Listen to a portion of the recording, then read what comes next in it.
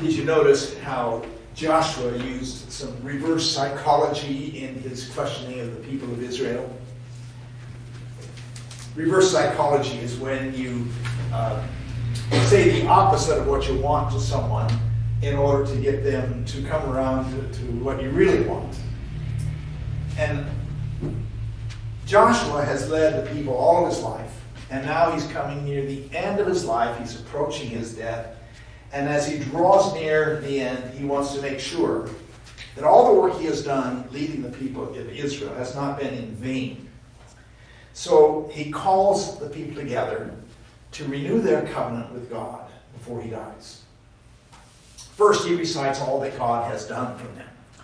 God brought your ancestor Abraham from the land of his fathers into this good land through the river Euphrates. And when the people were in Egypt in slavery, God brought them out of slavery with Moses across the Red Sea into freedom. And then God brought you across the Jordan River and gave you this good and rich land flowing with milk and honey. And now, I'm leaving you. I'm going to die, and I won't be here to remind you of the presence of God in your midst. So today you must make a decision.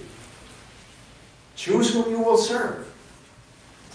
The God of Abraham, Isaac, and Jacob, the God of your fathers, or the gods of this land who have been here before you. As for me and my family, we will serve the Lord. And the people answer him with one voice. We also will serve the Lord. But that's not enough for Joshua. He wants to make sure they're really making a choice. So he uses some reverse psychology. He says, you cannot serve the Lord, for the Lord is a holy God and a jealous God. And the people say a second time, no, we will serve the Lord. And Joshua isn't done yet. He says, put away the foreign gods from among you and incline your hearts to the Lord, the God of Israel. And so the people say, for the third time, the Lord our God we will serve, and him we will obey. And finally, Joshua is satisfied with their answer. He forces them to make a choice. Will you serve the Lord or not? He makes them state their allegiance 3 times to make sure that they understand what they're saying. We will serve the Lord. Well, this story is often used by people who want to show how religious they are. Sometimes you see it in a decal on the back window of a car saying, as for me and my family, we will serve the Lord. To show how religious they are, as if nobody else is serving the Lord and they're the only ones, as if they're the righteous and nobody else is. I mean, that's one way to look at it, but I prefer Bob Dylan's take on this story. In 1980, he wrote a song called You're Going to Have to Serve Somebody.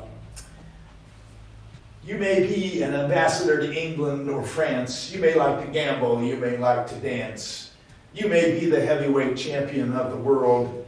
You may be a socialite with a long string of pearls. But you're going to have to serve somebody. Yes, indeed. You're going to have to serve somebody. Well, it may be the devil, or it may be the Lord. But you're going to have to serve somebody. Well, this song came out of Dylan's religious period from 1979 to 1981, where he converted to Christianity and several albums of Christian music.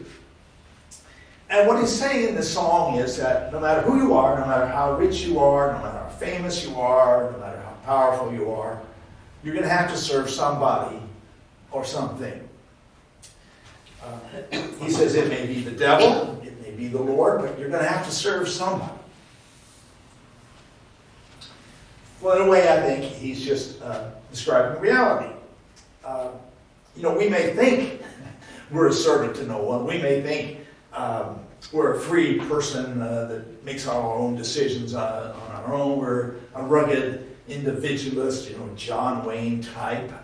That's kind of what we're programmed to think. But in reality, that's not really the case. We're all a servant to someone or something. We may be a servant to something good, like our family or our country, or we may be a servant to something that's not so good, like alcohol or materialism or power. But you're going to have to serve somebody or something. And Bob Dylan leaves it for the listener to decide. I mean, who do I serve? Where does my ultimate allegiance lie? Whether you're religious or not, the question is still probing. Who do I really serve? You might be a rock and roll addict prancing on the stage. You might have drugs at your command, women in a cage. You may be a businessman or some high-degree thief. They may call you doctor or they may call you chief, but you're going to have to serve somebody. Yes, you are. You're going to have to serve somebody. Well, it may be the devil or it may be the Lord, but you're going to have to serve somebody.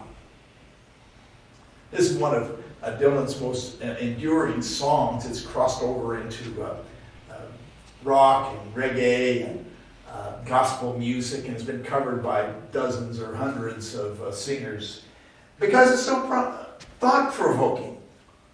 Who do I serve? Well, in a way, it seems to me we have many masters. At home, I try to serve my family. At church, I try to serve my church. As an artist, I try to serve the arts community. But if I'm really being honest about it, oftentimes I serve myself. I serve my own ego and my own selfish interests. And in a way also, I'm a servant to the corporations that I support with my purchases. I think about where my income goes. Big portion of it goes to a multinational bank that has my mortgage.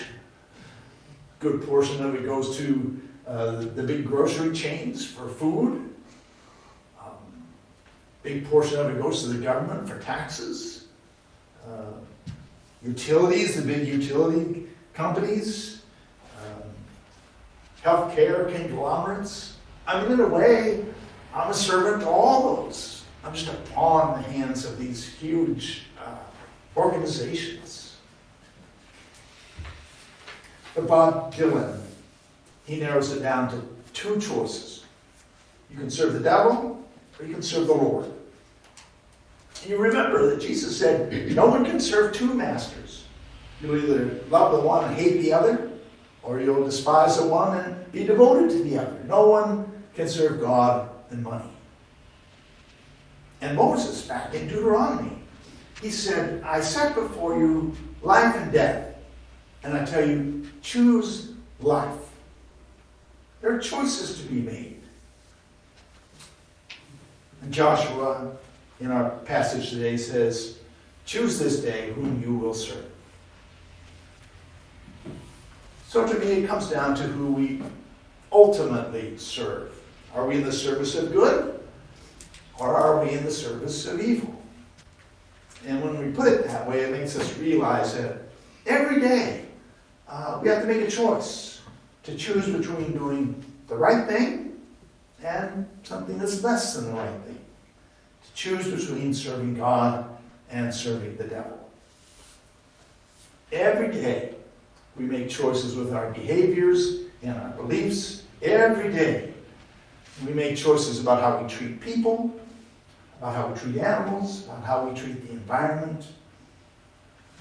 So life is a series of choices. Joshua was right. Bob Dylan was right. We have to make choices. Robert Frost had a poem about that. Two roads diverged in a yellow wood, And sorry I could not travel both and be one traveler. Long I stood and looked down one as far as I could to where it bent in the undergrowth. Then took the other, as just as fair, and having perhaps a better claim because it was grassy and wanted wear. Though as for that, the passing there had warned them really about the same. And both that morning equally lay in leaves no step had trodden back. Oh, I kept the first for another day, yet knowing how way leads on to way, I doubted if I should ever come back. I shall be telling this with a sigh, somewhere ages and ages hence.